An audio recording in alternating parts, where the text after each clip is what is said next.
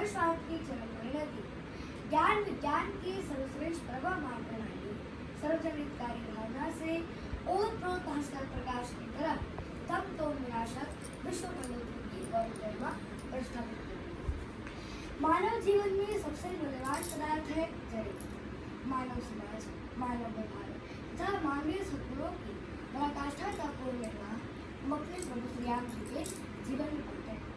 प्रभु श्री राम हमारी संस्कृति के आदर्श में और उनका अनुकरणीय शत्रु भी तथा वे मर्यादा पुरुषोत्तम। श्री राम मानवता की सच्चे प्रतिनिधि और शोभतपूर्वक के निधान है। वे पूर्ण मानवता की आभा से भास्वर है। वे नरता के चरण विभूषण है, अनुशासित और आज्ञा पालक आदर्श पुत्र है, आदर्श पति और स्नेह मंडित आदर्श है। जब लंका के युद्ध भूमि में मेघनाथ भैया लक्ष्मण को शक्तिवान से मूर्छित कर देता है, तब भगवान श्री हरि तब भगवान श्री राम अपने भाई को गोद में लेकर प्रलाप करने लगते हैं और वह कहते हैं कि देशे देशे गलत्राणि, देशे देशे च माधवा, सन्तु देशेन पश्यामि यत्र भ्राता सहोदरः।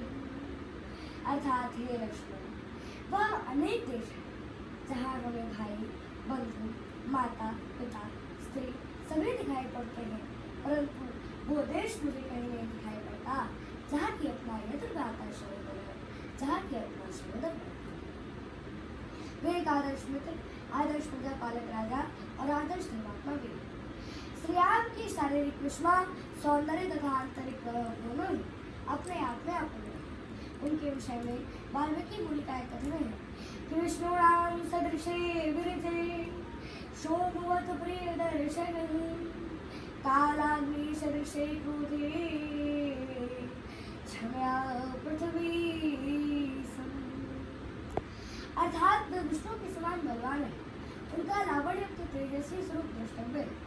उनका दर्शन जो है सो चंद्रमा के समान शीतल है और वे क्रोध में कालाग्नि के समान है और वे पृथ्वी के समान क्षमाशील और क्षमावान भी।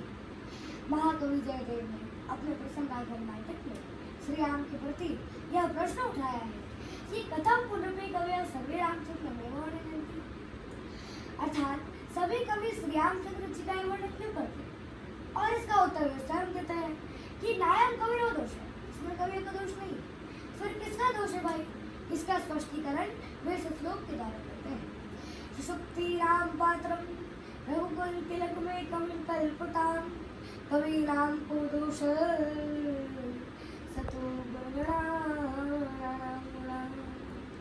अर्थात दोष उन कवियों का नहीं बल्कि दोष उनके गुण समूहों का है, जो कि बरबस करके अपने और आकृष्ट करके वर्णन करने हेतु बाध्य कर देते हैं। राम कथा भारतीय संस्कृति और मानवीय इतिहास की अमर कथा है तथा रामायण और रामचरितमानस की ही तरह काव्य के समस्त गुणों का पुंजीभूत है।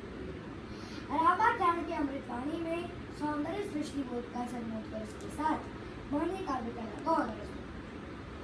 श्री राम का चरित्र जो कि अपनी ही शीतल छाया से काव्य रसिकों, भक्तों और आध्यात्म प्रेमियों को आश्रय देता हुआ आज तक अपना पुस्तक पूजा किए हुआ है कि बुध विश्राम सकल जननी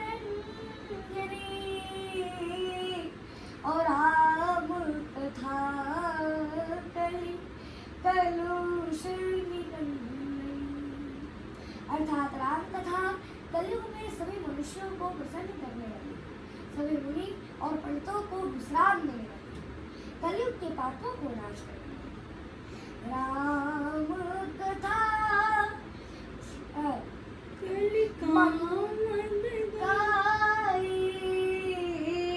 और सुजन सजीवनी मूरी सुहाई।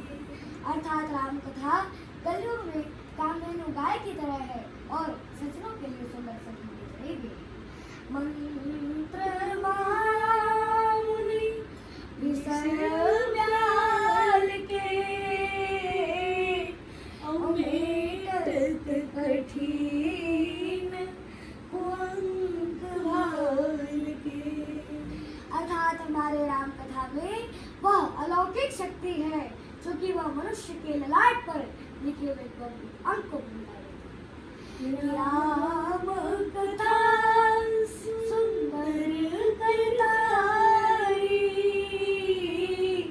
और संशय विहग उड़ावन हरि। अर्थात राम कथा सुंदर हाथों की ताली है जो कि संशय रूपी पक्षी को उड़ा देने वाली। यावत् स्थास्यन्ति गिर्यः सरितश्च महीतले तावत् रामायण कथा लोकेषु प्रचलिष्यति। अर्थात जब तक धरती पर पहाड़ के अस्तित्व रहेंगे, नदियाँ बहती रहेगी, तावत् रामायण कथा लोकेषु प्रचलिष्यति, तब तक राम की कहानी घर घर में कही जाती रहेगी। ऐसा होने में किसी की मेहरबानी नहीं है, क्योंकि हमारे प्रभु राम की कहानी है। बाबर की बर्बरता